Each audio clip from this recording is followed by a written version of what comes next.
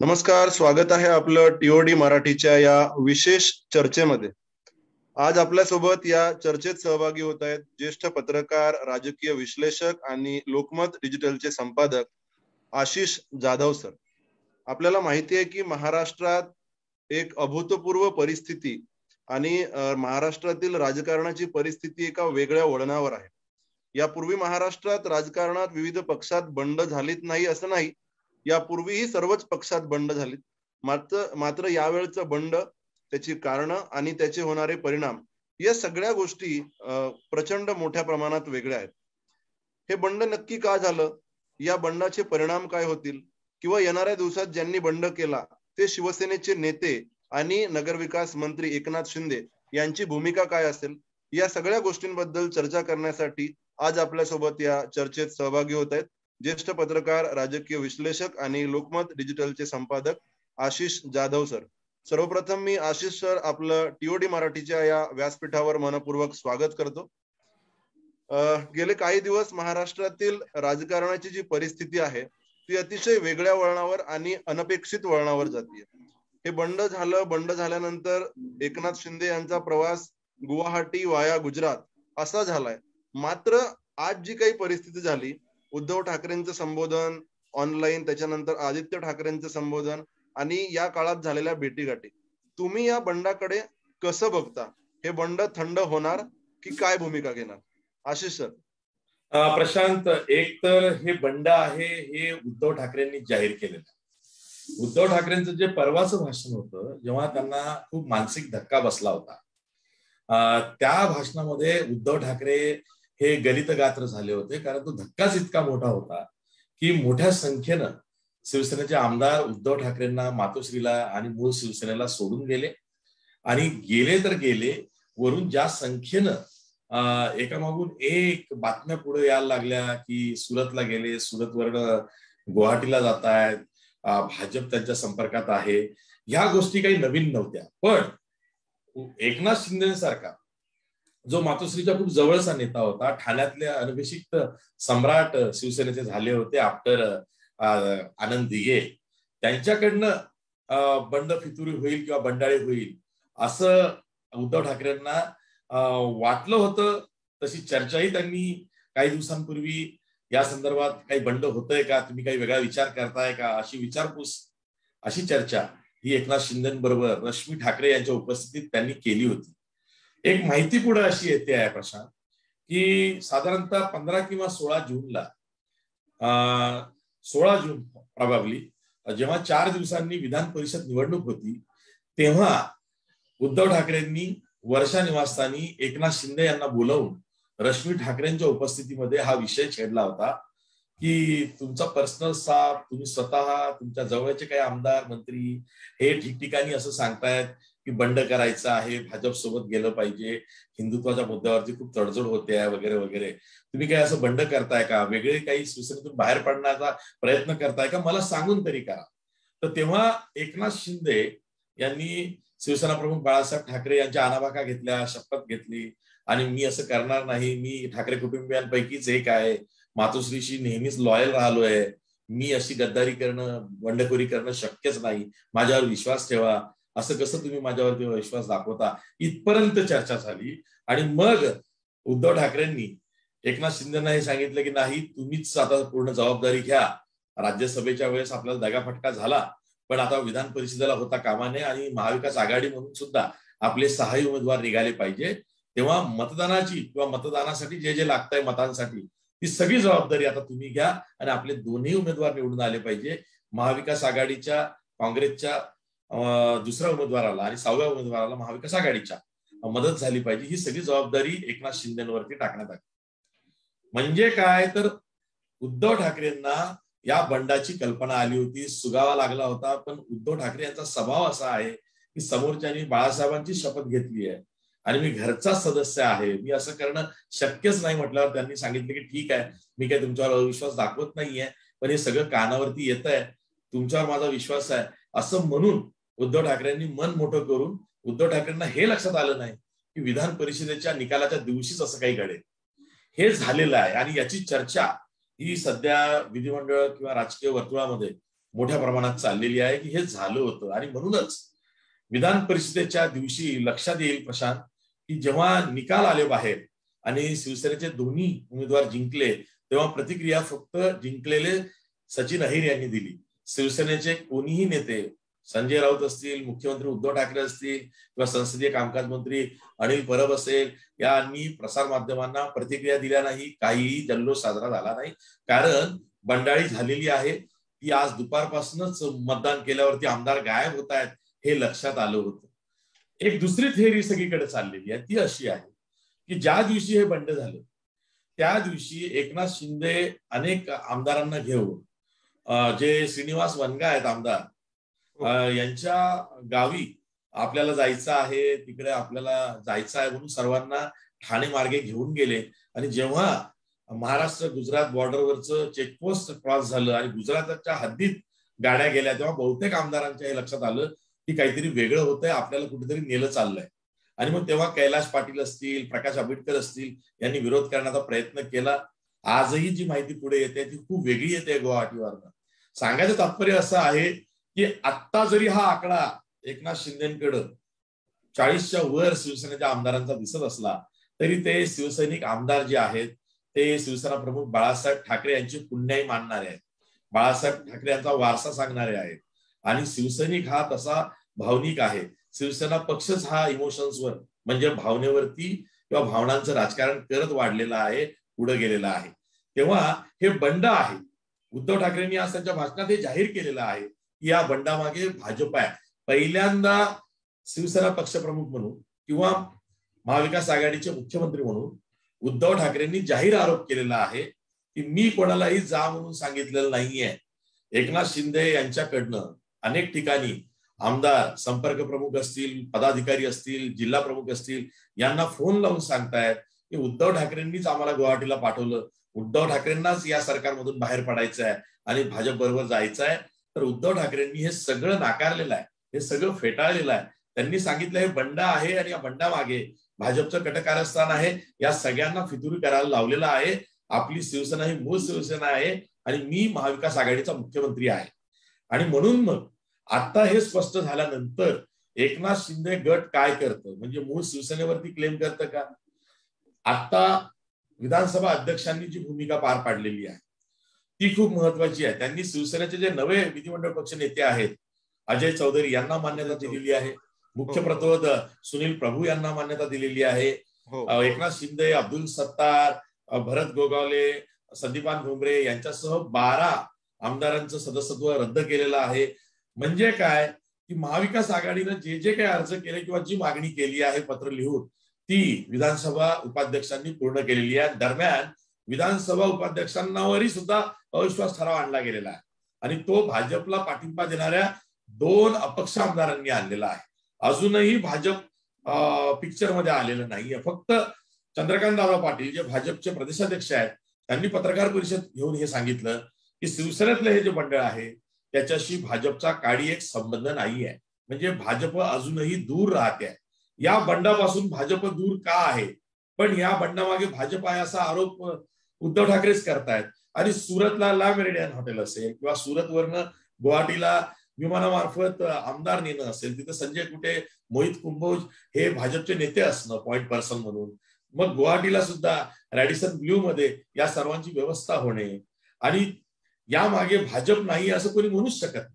हे सगळ्यांना उघड्या डोळ्यानं दिसतंय. फक्त भाजप ही काळजी घेते की हे बंड जे आहे हे शिवसेनेच्या आमदारांचं, शिवसेनेच्या पक्षप्रमुखांच्या मातोश्रीच्या विरोधात केलेलं बंड आहे आणि आम्ही विरोधी पक्ष म्हणून त्यांना फक्त जी काही मदत पाहिजे इथे या राज्यात मिळणार नाहीये ती करतोय, पण या बंडातून आमचं सरकार येणार आहे हे भाजप अजूनही दाखवत नाहीये. भाजप विरोधी पक्ष म्हणूनच वागतोय. आज विधान परिषदेचे विरोधी पक्ष नेते आणि नवनिर्वाचित आमदार प्रवीण दरेकर यांनी राज्यपालांना पत्र लिहिलेलं आहे की सरकार अल्पमतात आलेलं आहे, एक गटच बाहेर फुटलेला आहे, तरी सुद्धा सगळे विभाग मिळून काम करतायत, मंत्री पदावरती मंत्री कायम आहेत, GR काढले जात आहेत, शासन निर्णय काढले जात आहेत, हे रोखा. पहिल्यांदा राजभवनात राज्यपालांना एक पत्र केलेलं आहे आणि राज्यपालांची तब्येत बरी झाली आहे, त्यांना डिस्चार्ज मिळालाय. आणि उद्या राज्यपाल काय करतात, आता या प्रकरणामध्ये राज्यपालांची एंट्री खूप महत्वाची आहे. प्लस न्यायालयाची लढाई जर का कोणी लढत असेल तर ती कशी लढली जाईल.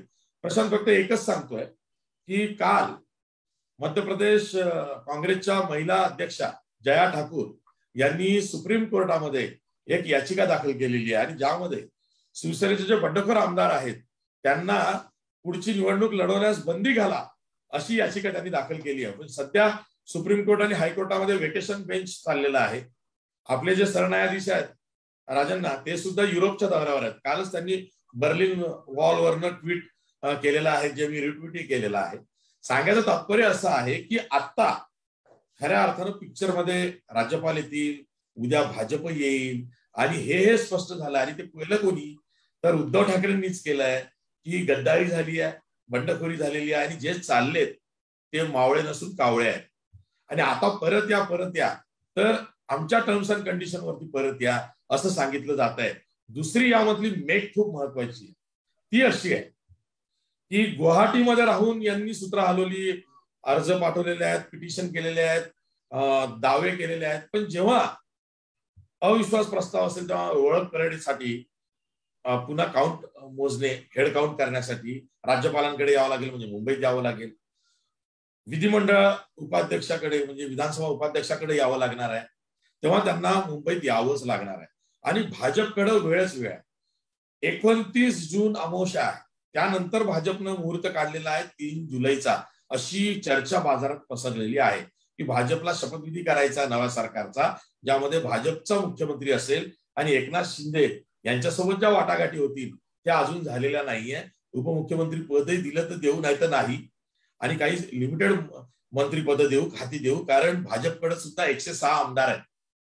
आणि म्हणून मग अजूनही भाजपनं एकनाथ शिंदे गटासोबत वाटाघाटी केलेल्या नाहीयेत अशी माहिती मिळते आहे.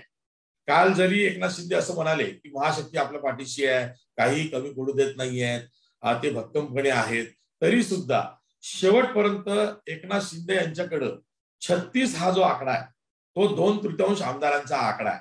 म्हणजे 36 आमदार घेऊन जर का वेगळा गट करून एकनाथ शिंदेंनी असं सांगितलं की आम्ही बाहेर पडतो आहोत, तर मग त्यांना आयदर भाजपमध्ये विलीन व्हावं लागेल किंवा प्रहार किंवा त्यांच्यासोबत बहुजन विकास आघाडी आली तर त्यांच्यामध्ये त्यांना विलीन व्हावं लागेल. शिवसेना जर का मूळ पक्ष राहिला, कारण उभी फूट हवी आहे, फक्त विधिमंडळ पक्षच नाही तर संघटनेमध्ये सुद्धा उभी फूट पाहिजे आहे. आणि ती सुद्धा 2/3 ज्याच्याकडे असेल, म्हणजे आमदार नसतील आणि पक्ष संघटना असेल पूर्णच्या पूर्ण उद्धव ठाकरेंच्या ताब्यात, तर मूळ पक्ष शिवसेनेकडे राहत. आणि एकनाथ शिंदेकडे आमदार 2/3 राहिले आणि पक्ष संघटनाही 2/3 म्हणजे 2/3 राहिली. संपर्क प्रमुख म्हणजे पक्षाच्या घटनेप्रमाणे 2/3 म्हणजे जे जिल्हा प्रमुख आहेत, नेते, नगरसेवक आहेत, आणि संपर्क प्रमुख असे सगळे. तर मग हे एक मॅमट टास्क आहे. आता जेव्हा एवढं भावनिक आवाहन हे उद्धव ठाकरेंनी केल्यानंतर आणि एकाएकी महाविकास आघाडीचे नेते उद्धव ठाकरेंना भेटायला जात आहेत आणि आपलं सरकार बहुमतात आहे हाच दावा अजित पवार आणि शरद पवार करतायत, त्यावेळेस मला असं वाटतं की आता उद्धव ठाकरे आपल्या शिवसैनिकांना भावनिक आवाहन करतायत. हे एकनाथ शिंदे यांच्या नेतृत्वात झालेलं बंड आहे आणि या बंडामागे भाजप आहे. त्यांच्या भाषणातलं एक वाक्य आहे ते फार महत्वाचं आहे प्रशांत.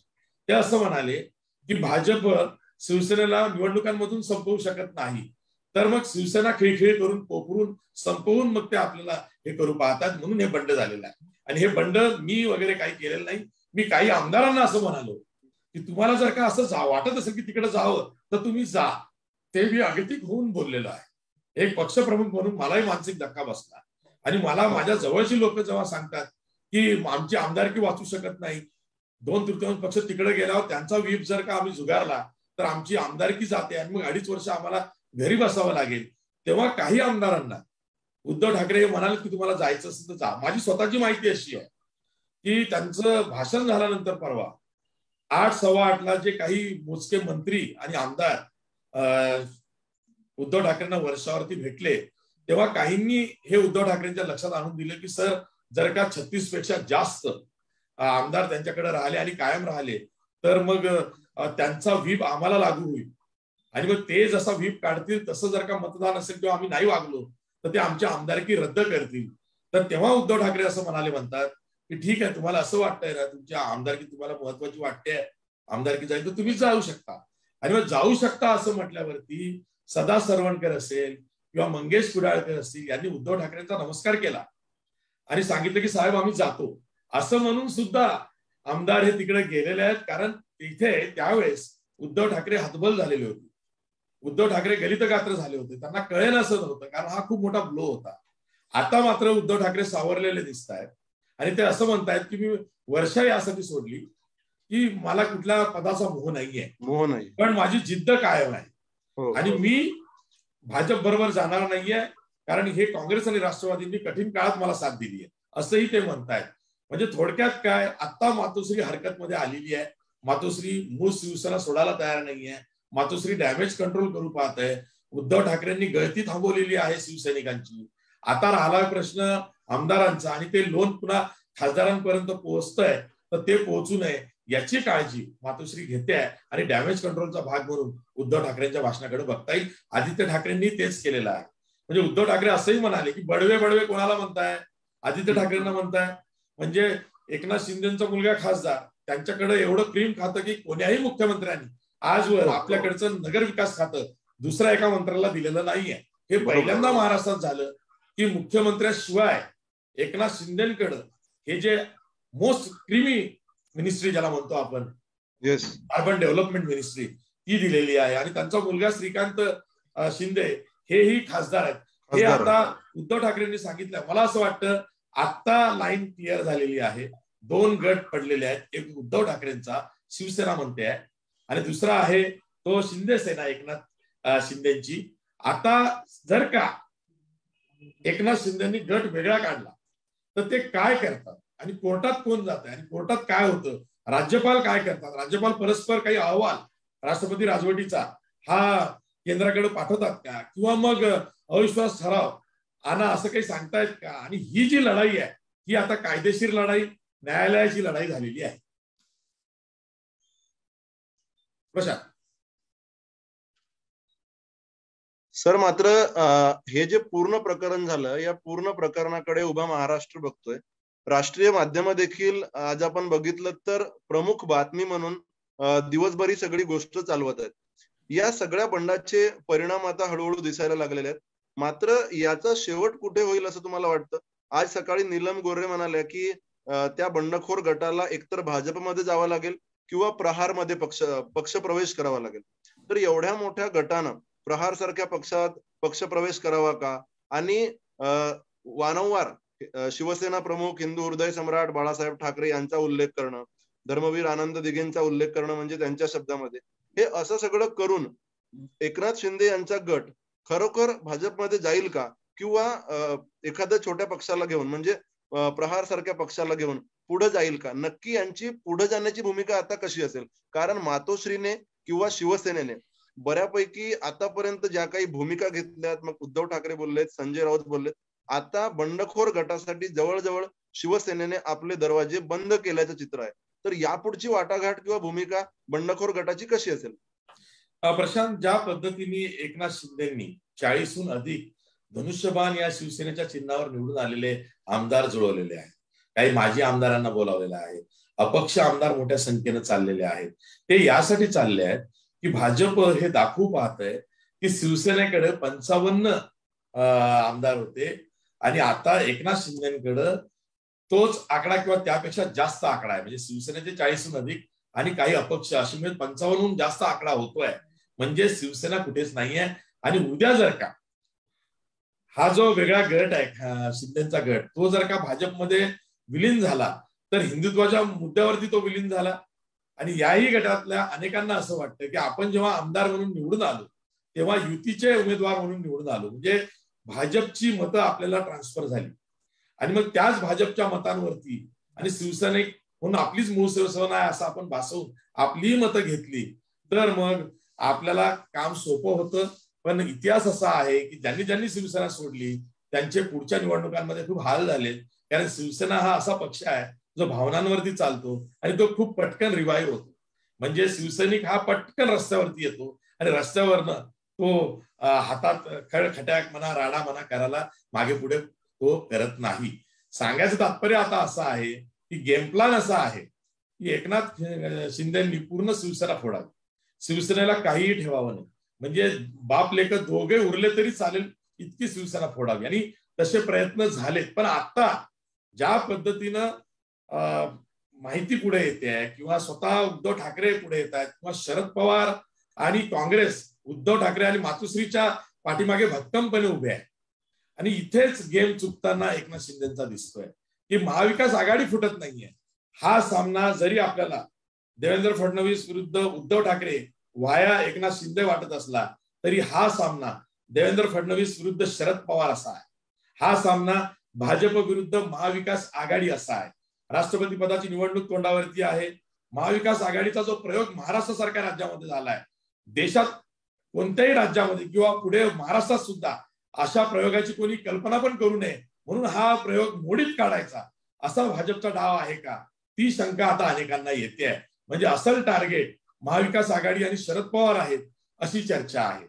आणि म्हणूनच मग शरद पवार हे यांची एंट्री काल झाली. शरद पवार आताही थोड्या वेळा 6:30 उद्धव ठाकरेंना भेटतायत. अजित पवार जयंत पाटील उद्धव ठाकरेंना भेटतायत की आपल्याकडे बहुमत आहे, आपण सरकार चालवतो आहोत आणि कायदेशीर लढाई आहे, इतक्या लवकर शस्त्र मॅन करू नका. आणि एक विश्वास दिसतोय महाविकास आघाडीला की हे जे शिवसैनिक आमदार आहेत जे निवडून आलेले आहेत विधानसभेवरती, ते जे बहुतेक गेलेले आहेत एकनाथ शिंदे यांच्याकडे, हे जेव्हा अपात्र ठरतील किंवा कायदेशीर लढाईमध्ये येतील तेव्हा यांची वाट पुन्हा मातोश्रीकडे जाईल. आणि मग एकनाथ शिंदेकडे जर का 10-15 आमदार राहिले तर मग त्यांच्यावरती पक्षांतर बंदी कायद्याअंतर्गत कारवाई होऊ शकते. म्हणजे त्यांना आमदारकीचा राजीनामा द्यावा लागेल किंवा त्यांची हकालपट्टी होईल आणि त्यांच्या मतदारसंघामध्ये पोटनिवडणूक लागेल. जशी की 1991 मध्ये छगन भुजबळ सुरुवातीला 16 आपल्यासोबत आहेत असं म्हटलं आणि नंतर 10-11 जोडले. तोच किस्सा नारायण राणेंच्या वेळेस 2005 मध्ये झाला. तर असा विषय असल्यामुळे शरद पवारांनी आणि उद्धव ठाकरेंनी आता हे समजून घेतलेलं आहे की एवढा लवकर शस्त्र मॅन करायची नाही. यातले किती आमदार हे टिकतात आणि आपल्या आमदारकीची प्रतिष्ठा म्हणा, स्टेक म्हणा, पणाला लावतात हे बघायचं आहे. उद्या जर का कायदेशीर लढाईमध्ये एकनाथ शिंदे यांची बाजू लंगडी पडली तर हे सगळे आमदार घोट्यात येत आहेत. यांना याची जाणीव आज होणार नाही, उद्या होणार नाही. कारण हे ताज्या दमानं गुवाहाटीला गेलेले आहेत. यांना असं वाटतं की आपल्या पाठीमागे महाशक्ती आहे, ती कशातनंही आपल्याला सुखरूप बाहेर काढेल. पण जेव्हा हे लक्षात येईल की न्यायालयाच्या लढाईमध्ये फॅक्ट्स, फिगर आणि पुरावे असा तो विषय असतो. पक्ष संघटना म्हणून केंद्रीय निवडणूक आयोगाकडे कशी नोंद झालेली आहे, केंद्रीय निवडणूक आयोग काय म्हणतो, आणि इथे जर का काही चलबिचल या आमदारांमध्ये झाली आणि यांना यांच्या मतदारसंघामध्ये जो शिवसैनिक आहे किंवा मतदार आहेत त्याची उलट रिॲक्शन आपल्या कृतीच्या विरोधात येते असं जर का लक्षात आलं तर यातले काही आमदार हे माघारी फिरू शकतात. आणि म्हणून मग आपण शस्त्र मॅन करायची नाही, यांना पाठिंबा काढू द्यायचा. जरी यांनी अविश्वास ठराव आणला तर त्याला सामोरं जायचं. आणि जर का 36 पेक्षा ही संख्या आपल्याला कमी आणता आली तर आपला शिवसेना पक्ष वाचतो. आता महाविकास आघाडीच्या सरकारची कोणाला पडलेली नाहीये. या तिन्ही पक्षांना काळजी आहे ती आपला पक्ष फुटू नये याची आहे. म्हणजे काँग्रेसच्या नेत्यांनी दिल्लीतला स्पष्ट सांगितलं, महाविकास आघाडीचं सरकार गेलं ठीक आहे, जाऊ देत, शिवसेनेचं काय होतंय होऊ दे, फक्त काँग्रेस फुटायला नकोय. आणि तेच राष्ट्रवादी काँग्रेस म्हणताय, त्यांनी तीच काळजी घेतलेली आहे. सरकार वाचवण्याचा प्रयत्न करू पण त्याचं झळ राष्ट्रवादी काँग्रेसला बसता कामा नये. आणि त्याच वेळेस शिवसेनेने आपल्याला साथ दिली, उद्धव ठाकरेंसोबत आपण होतो, तर आपण त्यांना मार्गदर्शन करायचं, त्यांचं सरकार थांबवण्याचा प्रयत्न करायचा. आणि ही जी बंड केलेली मंडळी आहे यातली जर का काही आली तर त्यांना मोठ्या दिलानं माफ करायचं. पण एकनाथ शिंदे आणि बाकीचे जे आहेत त्यांना माफ करायचं नाही. पण आता एकनाथ शिंदे यांचा जो गट आहे त्यांच्या मागे महाशक्ती आहे, त्यांनी सांगितलंय, भाजप आहे, हे काही लपून नाहीये. ते आता पुढे कसं वागतात, याचिका घेऊन कोर्टात कोण जात आहे, केंद्रीय निवडणूक आयोगाकडे कोण जात आहे, एकनाथ शिंदे जात आहेत का, यावर सगळं काय अवलंबून आहे. सर याला जोडून मला एक छोटीशी आठवण अशी करून द्यायची की वारंवार महाशक्तीचा जो उल्लेख करण्यात आला त्याच्यावर त्यानंतर त्यांनी एक प्रकारे घुमजाव केलं की आम्हाला हिंदू हृदय सम्राट शिवसेना प्रमुख बाळासाहेब ठाकरेंचं उदाहरण त्या निमित्ताने द्यायचं होतं. मात्र आज एक व्हिडिओ व्हायरल होतोय, जेव्हा 2014 ते 2019 या काळामध्ये देवेंद्र फडणवीस मुख्यमंत्री होते आणि एकनाथ शिंदे त्यांच्या मंत्रिमंडळात मंत्री होते, तेव्हा त्यांनी फडणवीसांच्या कारभाराला कंटाळून शिवसेनेच्या एका कार्यक्रमात आपला राजीनामा उद्धव ठाकरे यांच्याकडे दिला होता. अलीकडे संदीपान भुमरे यांनी असं म्हटलं होतं की आमच्यासाठी मातोश्रीचा आदेश हा अंतिम आहे, आम्हाला 7व्या माळ्यावरून उडी टाकायला लावली तरी आम्ही विचारही करणार नाही. अनेक नेत्यांनी असं म्हटलंय वेगवेगळ्या सभांमधनं की आमच्यासाठी सर्वोच्च आदेश जो आहे तो मातोश्रीचा आहे किंवा आदरणीय पक्षप्रमुखांचा आहे. हे असं सगळं असताना आपण बरेचदा असं म्हणतो की जेव्हा मुख्यमंत्री पदी उद्धव ठाकरे विराजमान झाले तेव्हा अनेक राजकीय विश्लेषकांनी म्हटलं होतं की उद्धव ठाकरेंच्या धोरणांवर, एकूण कार्यक्रमांवर कदाचित आम्ही टीका करू, पण ज्या बाळासाहेब ठाकरेंनी अनेकांना म्हणजे शेवटच्या घटकातील माणसांना आमदार बनवलं, खासदार बनवलं, मंत्री बनवलं, आज त्यांचा मुलगा जर मुख्यमंत्री होतोय तर तो आनंदाचा दिवस आहे. आज त्यांच्याच मंत्रिमंडळात असे अनेक मंत्री आहेत. मग बाळासाहेब ठाकरेंची पुण्याई, बाळासाहेब ठाकरेंनी एवढं भरभरून दिलेलं सगळं असं असतानाही एकनाथ शिंदे यांना एक वाटलं ठीक आहे, 4-5 आमदारांना वाटलं ठीक आहे, एवढ्या मोठ्या संख्येतील आमदारांना शिवसेना सोडावी किंवा आपण फोडून बाहेर व्हावं किंवा गट स्थापन करावा, हे कसं काय वाटू शकतं? हे कसं काय शक्य आहे? एक गोष्ट लक्षात घेतली पाहिजे की ही खतखत आजची नाहीये. काय झालंय, शिवसेनेची मोडस ऑपरेंडी फंक्शनिंग पार्टीचं हे बदललेलं आहे. उद्धव ठाकरे यांना प्रशासनाचा अनुभव नव्हता, ते तसे सीझन राजकारणी यासाठी नव्हते की ते आमदार नव्हते, खासदार नव्हते, कोणत्या जिल्हा परिषदेवरती नाही, नगरसेवकी नाही. आणि तेव्हा जेव्हा ते मुख्यमंत्री झाले महाविकास आघाडीची व्यवस्था म्हणून किंवा गैरज म्हणून, आणि त्यानंतर कोविड लागले, त्यांचं आजार पण बळावलं, एक प्रकारे मुख्यमंत्री कामानं ते ओझं त्यांच्यावरती इतकं झालं की ते खाली दबले आणि पक्ष संघटनेकडे त्यांचं दुर्लक्ष झालं. दुसरी गोष्ट अशी झाली की मातोश्रीवरती जो बडवे म्हणून उल्लेख संजय शिरसाट यांनी केलेला आहे किंवा चाकरमानी कारकून म्हटलेला आहे, यांची खरंच त्यांच्या आजूबाजूला खूप चलती झाली. एक रोष जो दिसतो आहे या आमदारांमध्ये तो संजय राऊतांवरती दिसतोय, तो आदित्य ठाकरेंवर दिसतोय, तो वरुण सरदेसाईंवर दिसतोय, तो आदित्य ठाकरेंचे पीए सूरज चव्हाण यांच्यावरती दिसतोय, तो मिलिंद नार्वेकर यांच्यावर दिसतोय, तो सुभाष देसाईंवरती दिसतोय, तो अनिल परबांवरती दिसतोय. अनेक आमदारांशी माझंही बोलणं झालेलं आहे, या आधी सुद्धा बोलणं झालेलं आहे. अनेकांचं असं म्हणणं आहे की आम्हाला मातोश्रीचे दरवाजे बंद आहेत, आम्ही मंत्रालयात गेल्यावरती मुख्यमंत्री नसतात, आम्ही वर्षाला गेलो तर आम्हाला भेट मिळेलच असं नाहीये. मग आम्हाला हक्काचं माणूस आणि ठिकाण कोण होतं तर एकनाथ शिंदे होते.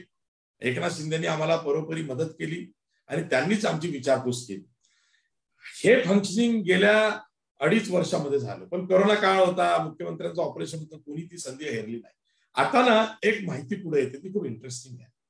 ती अशी आहे की राज्यसभेला धनंजय महाडिक हे तिसरे उमेदवार भाजपचे निवडून गेले आणि त्यासाठी जी अतिरिक्त मतं पडली त्या मदत ही अजित पवार समर्थक आमदारांची झाली.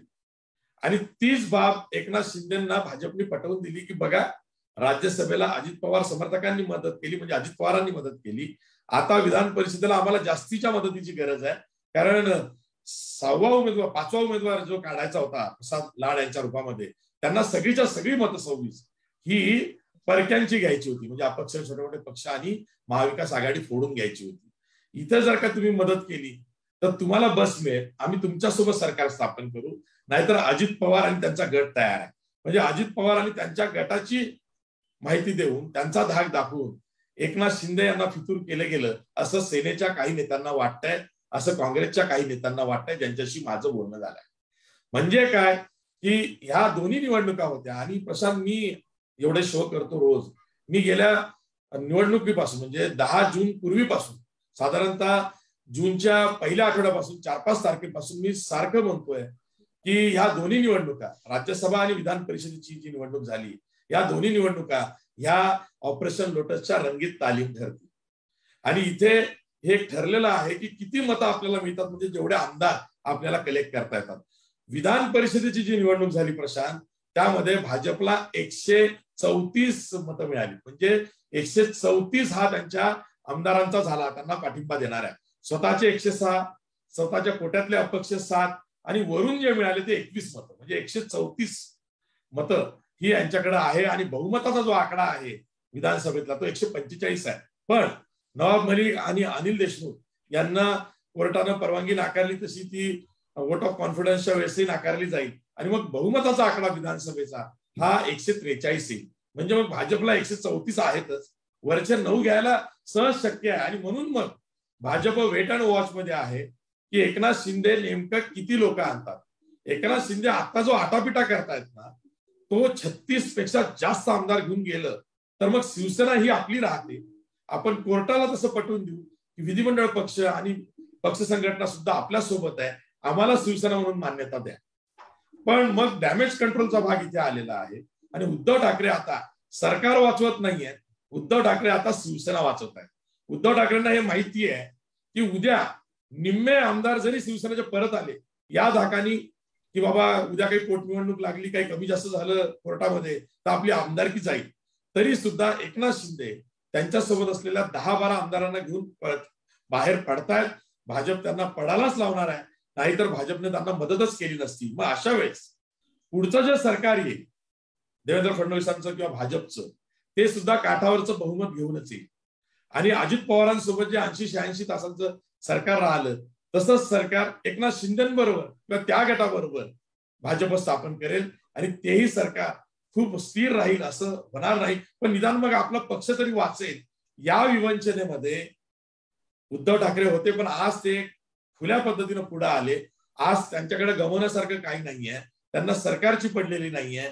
शिवसेनेला गळती थांबावी, शिवसेना फुटू नये ही त्यांची काळजी आहे. आणि म्हणून आजचं जे भाषण आहे 25 मिनिटांचं उद्धव ठाकरेंचं, या भाषणामध्ये त्यांनी तेच सांगितलेलं आहे की शिवसेना पक्ष फोडला गेलेला आहे, हे कटकारस्थान आहे आणि त्याला एकनाथ शिंदे गट हे बळी पडलेले आहेत, हे सगळे संधी साधू आहेत. आणि परवाच्या भाषणामध्ये काय म्हणाले होते उद्धव ठाकरे, जेव्हा त्यांनी ते मुख्यमंत्री म्हणून जनतेला आवाहन करताना भाषण केलं होतं, ते काय म्हणाले होते की मला माझ्याच पक्षांच्या लोकांनी दगा दिली. आणि हा एक मोठा मानसिक धक्का आहे, कारण माझे आमदार मला सांगतायत की तुमच्या रूपात जे शिवसेनेला मुख्यमंत्रीपद मिळालं ते मुख्यमंत्री पद सोडा तुम्ही, आपण भाजपचा मुख्यमंत्री करू आणि आपल्यासाठी उपमुख्यमंत्री घेऊ. म्हणजे हे काय करतायत आपले लोक, यांनी मला धक्का बसलाय की आपल्याकडे मुख्यमंत्री पद आहे ते आपण घालवतोय आणि भाजपला ते देऊ करतोय आणि त्या कामी शिवसेना येते किंवा हे बंडळ करून गेलेले आमदार येत आहेत. पण ते ज्या पद्धतीने बोलले होते त्यामुळे ते गलित गात्र झाले होते, तिथे एक पराभूत मानसिकता त्यांची दिसली होती, त्या भाषणाचा एवढा इम्पॅक्ट झाला नाही. आणि दुसरं काय झालं की त्यांनी ज्या पद्धतीने वर्षा सोडली, त्यांनी भावनिक वातावरण तयार केलं, पण उद्धव ठाकरे खचले आहेत, त्यांची शिवसेना संपते आहे असा मेसेज गेला. तो डॅमेज कंट्रोल करण्यासाठी सुद्धा उद्धव ठाकरेंचा आजचं भाषण बघितलं पाहिजे. त्यांनी तिथे निव्वळ डॅमेज कंट्रोल नाही केलं, तर आता ते हे सांगतायत की हे जे फुटून गेलेले आहेत, बंड केलेले आहेत, हे भाजपच्या सांगण्यावरून फुटलेले आहेत, हे संधी साधू आहेत, त्यांना सत्तेची पदं हवी आहेत किंवा त्यांच्यावरती जो कारवायांचा ससेमिरा आहे केंद्रीय तपास यंत्रणांचा, त्यातून त्यांची सोडवणूक हवी आहे म्हणून ते गेलेले आहेत. पण यातले काही परत येऊ शकतात असा विश्वास त्यांना आहे. म्हणजे ते सगळ्यांना माफ करायला तयार आहे, लक्षात घ्या. आणि आजचं भाषण याही दृष्टीनं बघितलं पाहिजे की काल पत्रकार परिषदेमध्ये संजय राऊत जे मुख्य प्रवक्ते आहेत शिवसेनेचे असं म्हणाले होते की महाविकास आघाडीमधून बाहेर पडू ना, पण मग तुमची भूमिका तुम्ही सांगायला उद्धव ठाकरेंना मुंबईला या. आणि त्या वाक्याचा परिणाम असा झाला की महाविकास आघाडीचे घटक पक्षाचे जे नेते आहेत ते नाराज झाले की तुम्ही असं कसं बोलताय, आम्ही तुम्हाला साथ देतोय, आपलं सरकार बहुमतात आहे सांगतोय, तुम्हीच मुख्यमंत्री आहात असं सांगतोय, आणि तुमचे जे मुख्य प्रवक्ते आहेत ते म्हणतायत की तुम्ही इकडे या, तुमची भूमिकेचा आम्ही फेरविचार करू आणि आपण वेळ प्रसंगी महाविकास आघाडीतून बाहेर पडू. यांनी एक चुकीचा मेसेज हा शिवसैनिकांपर्यंत, नगरसेवकांपर्यंत, आमदारांपर्यंत, माजी आमदारांपर्यंत, खासदारांपर्यंत गेला असं वाटल्यानं आज उद्धव ठाकरेंनी आपल्या पदाधिकाऱ्यांशी संवाद साधला, आमदारांशी संवाद साधला आणि तिथं सगळ्या बाबी क्लिअर केलेल्या आहेत. आणि त्यामुळं आता हे बघायचं आहे की एकनाथ शिंदेचं बंड हे किती मोठं होतं, कारण बंड तर झालेलं आहे. एकनाथ शिंदे स्वतः आणि त्यांचे मोजके जे जवळचे लोक आहेत ते माघारी फिरणार नाही, जवळजवळ नाही फिरणार. ते 10, 12, 15 जेवढे होतील तेवढे घेऊन जातील. ते वेळ प्रसंगी पोटनिवडणुकांनाही सामोरे जातील, कारण आता ते भाजपच्या टेरिटरीमध्ये गेलेले आहेत. नाम नावाचा एक चित्रपट होता महेश भट्टचा, त्यामध्ये परेश रावल हा संजय दत्तला सांगतोय की इथं येणं सोपं आहे, इथून परत जाणं फार कठीण आहे हाँगकाँगवरनं, कारण तू माझ्या टेरिटरीमध्ये आलेला आहेस. तसं भाजप आता करणार आहे की तुम्ही आलात इकडे, यातले काही जातील, पण एकनाथ शिंदे तुम्हाला आम्ही सोडणार नाही. 10, 12, 15 जे असतील ते तुम्ही बाहेर काढा, सरकार गडगडतंय आणि नव्यानं आपण सरकार स्थापन करू, कारण मग आम्ही क्लेम करणार आहोत. लक्षात घ्या, राज्यपालांची भूमिका काय असेल, केंद्रीय गृह खात्याची भूमिका काय असेल, राष्ट्रपती भवनाची काय भूमिका असेल, न्यायालयाची काय भूमिका असेल, ह्या गोष्टींचा छडा जोवर लागत नाही तोवर हे बंड लॉजिकल कन्क्लुजनला येत नाहीये. आणि लॉजिकल कन्क्लुजन का असेल न्यायालयात याकडे सर्वांचं बारकाईनं लक्ष आहे. पण आत्ताच्या घडीला एकनाथ शिंदे गटाची बाजू न्यायालयाच्या दृष्टीनं लंगडी आहे. ती लंगडी बाजू जर का उचलून धरायची असेल तर त्यांना मोठा लिगल सपोर्ट, जसा लॉजिस्टिक सपोर्ट भाजपनं दिला तसा मोठा लिगल सपोर्टही भाजपला एकनाथ शिंदे गटाला द्यावा लागेल आणि माझ्या माहितीनुसार तो देण्यात आलेला आहे. सर, पण जसं तुम्ही म्हणालात की एकनाथ शिंदे गटाला आता निर्णय घेणं भाग आहे आणि जेवढे येतील तेवढे, म्हणजे 8, 9, 10, 15 जे काही असतील ते त्यांच्याकडं, म्हणजे भाजपकडं, म्हणजे प्रत्यक्ष भाजपत नाही गेले तरी एक गट म्हणून जाणं बहुतांशी शक्य आहे. मात्र गेले काही दिवस एकनाथ शिंदेचं बंड हे एक मोठं वातावरण तयार करत असताना महाराष्ट्रातनं भाजपचं निर्णय घेण्याची पूर्ण क्षमता किंवा महाराष्ट्र भाजपची सगळी पॉवर्स ज्यांच्याकडे लोकेटेड आहेत ते देवेंद्र फडणवीस या प्रकरणावर अजूनही बोललेले नाहीत. ते कालच बहुधा आज दिल्लीतनं महाराष्ट्रात परतले. त्याच्यानंतर सागर बंगल्यावर भाजपचे प्रमुख नेते पोहोचले, त्यांनी खलबतं केली. दरम्यान चंद्रकांत पाटलांनी एक स्टेटमेंट केलं की या बंडाशी किंवा शिवसेनेत घडत असलेल्या घडामोडींशी आमचा काहीही संबंध नाही, आम्ही आमचं रुटीन काम करतोय.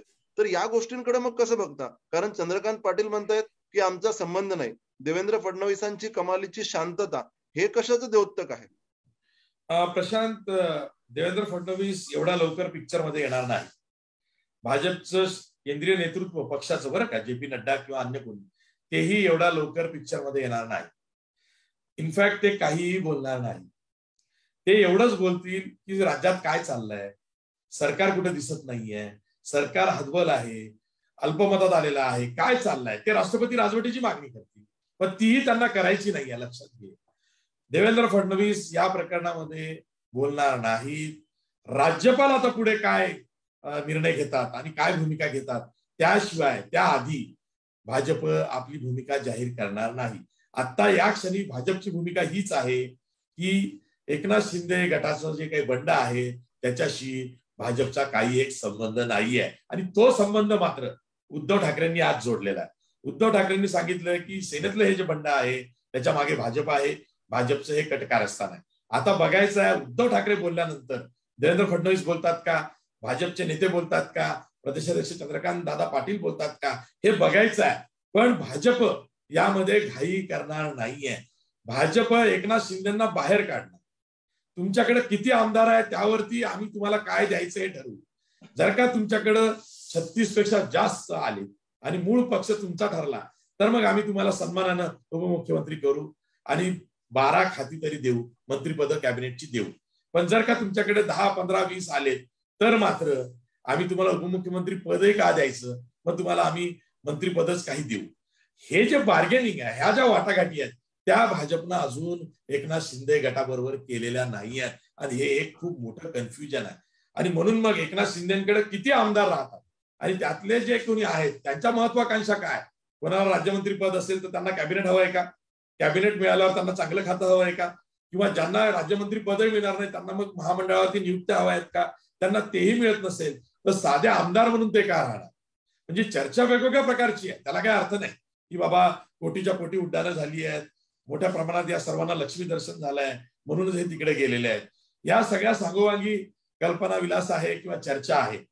खरी गोम अशी आहे की एकनाथ शिंदेकडे किती आमदार सेनेचे राहतात आणि किती शेवटी परत जातात.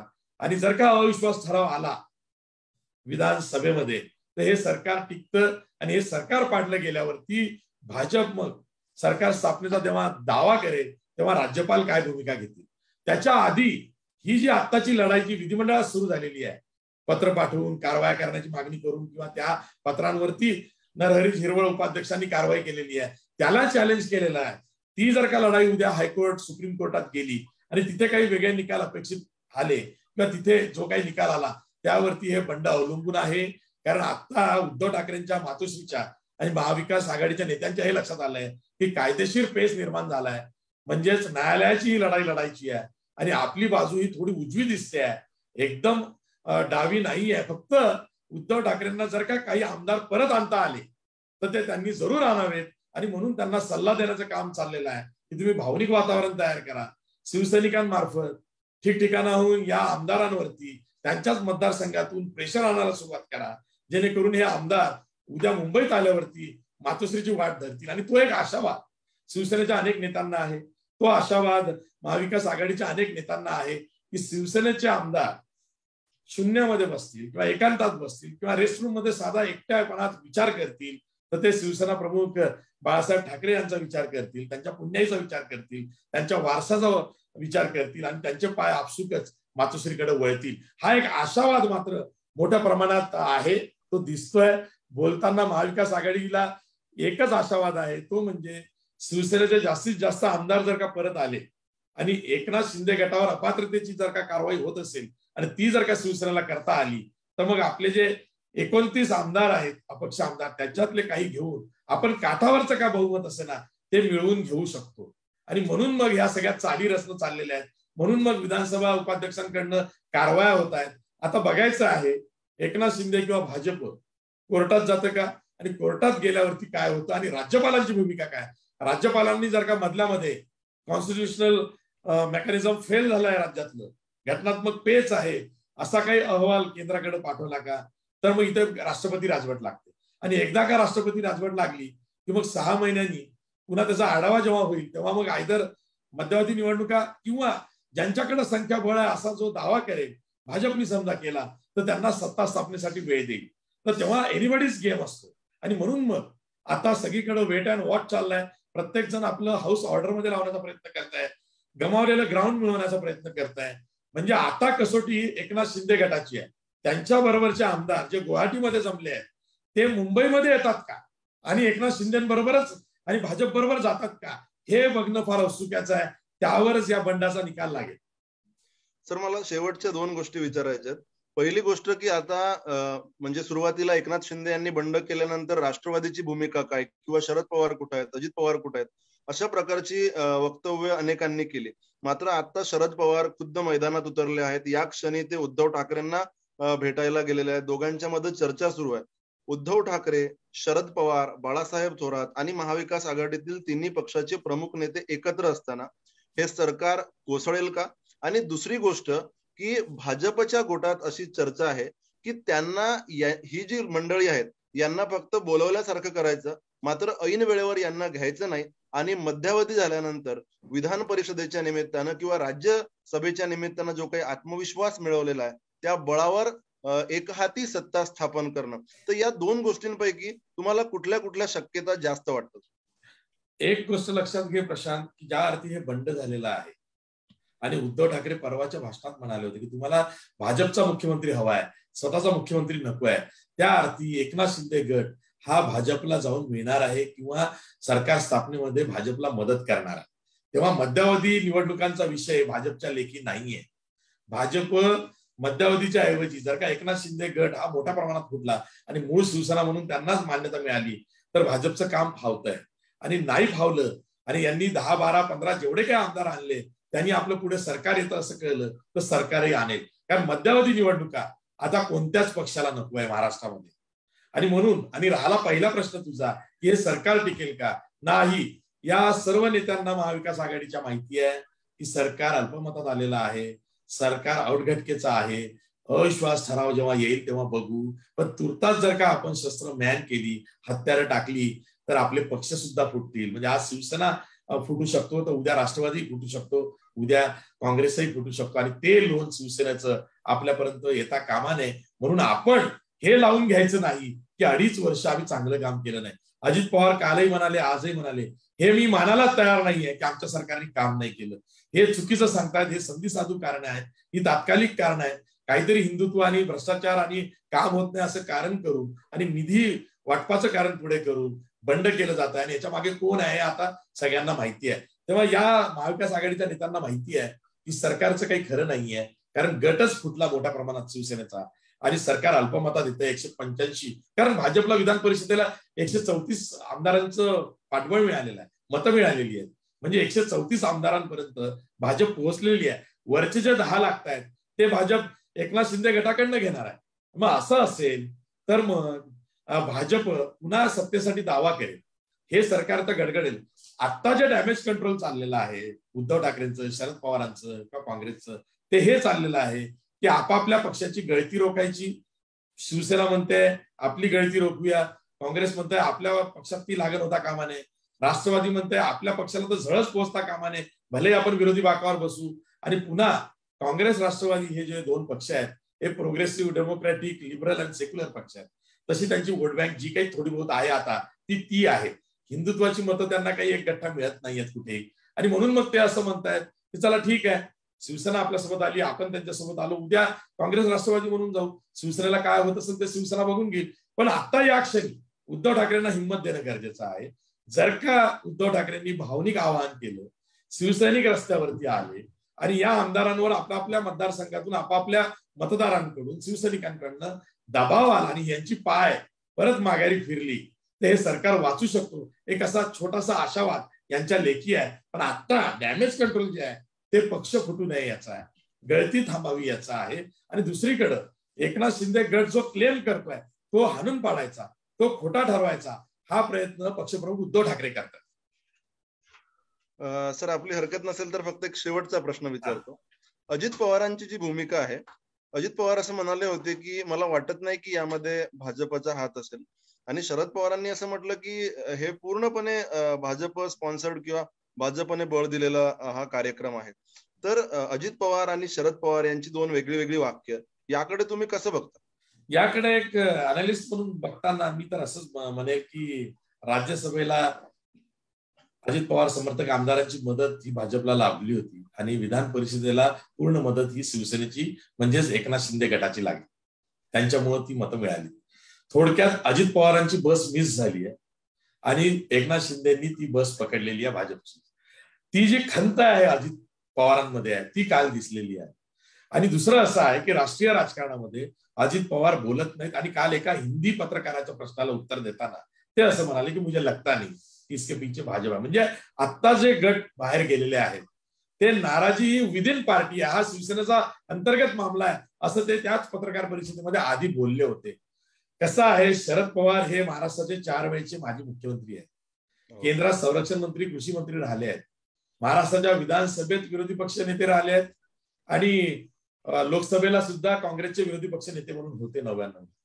तर त्यांचा अनुभव मोठा आहे, राष्ट्रीय स्तरावरचं राजकारण ते करून प्यालेले आहेत, त्यांना माहिती आहे काय बोलायचं. अजित पवार हे अजून बारामती आणि महाराष्ट्रापुरतीच आहे आणि अशा वेळेस हिंदीचा एखादा प्रश्न आला की ते गडबडतात.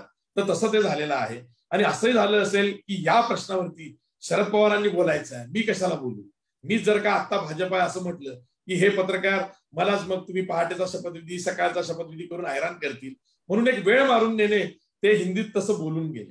पण तेच अजित पवार आज मुख्यमंत्र्यांकडे गेले, आज पत्रकार परिषदेमध्ये त्यांनीच महाविकास आघाडीकडे बहुमत असल्याचा दावा केलाय आणि विश्वासदर्शक ठरावाला आम्ही सामोरं जाऊ, आम्ही जिंकू असंही म्हटलेलं आहे आणि सरकार व्यवस्थित आपलं काम करते असंही म्हटलेलं आहे.